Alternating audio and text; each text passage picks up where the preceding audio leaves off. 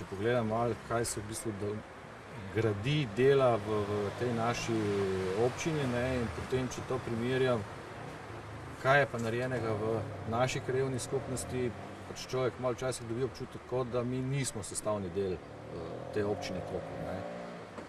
Pač jaz imam tako srečo, da v službi lahko skoraj celo občino Koper prevozim zaradi dela, ampak nekje krajevna skupnost Škofije se mi zdi, da v zadnje čase tista krajevna skupnost, ki se ne dogaja več nič, ne. Investicije so take, da človek jih ne vidi, ne. Pa konec koncev Škofije so take, kot so bile pred 30 leti, s to razliko, da pač določene stavbe so se obnovile, prenovile. Drugače pa Škofije kot Škofije niso dobile nič. Saj ni potrebna velika bistrost, da potegneš skupaj podatke in primerjaš prispevek krajanov v integralni račun občine, naj si bo to iz dohodnine in dejavnosti in ostalih dajatev, ne?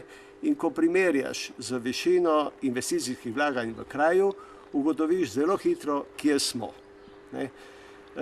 Tako da potem, kar smo videli vlaganj do leta 2010, od 2002 do 2010 in od 2010 do 2013, mislim, da se te potrebe v tej vrednosti 20 milijonov evrov ne bojo realizirali niti v 50 letih.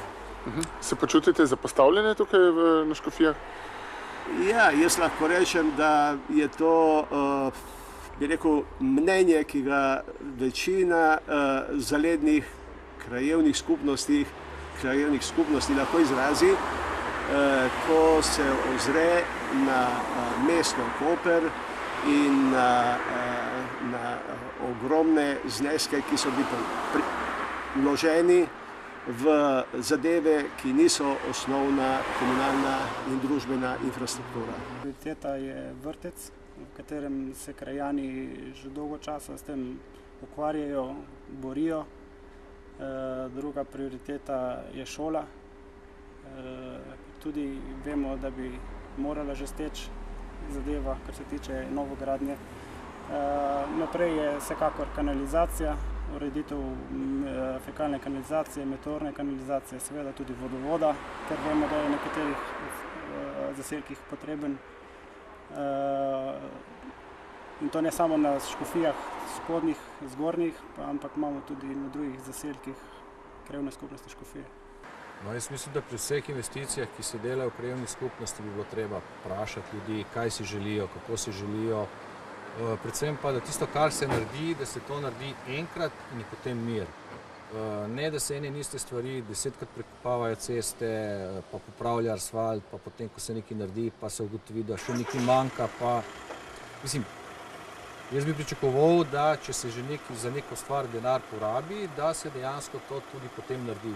Pa če bo to kanalizacija, pa vodovod v dolžini, ne vem, 500 metrov, ampak da je teh 500 metrov tako končanih, da se tam položi asfalt in tukaj je konc, ne, nadaljevali bomo pa potem naprej, ne. Tako da včasih saj jaz osebno imam občutek, da leva roka ne ve, kaj bo delala naslednji dan desna roka.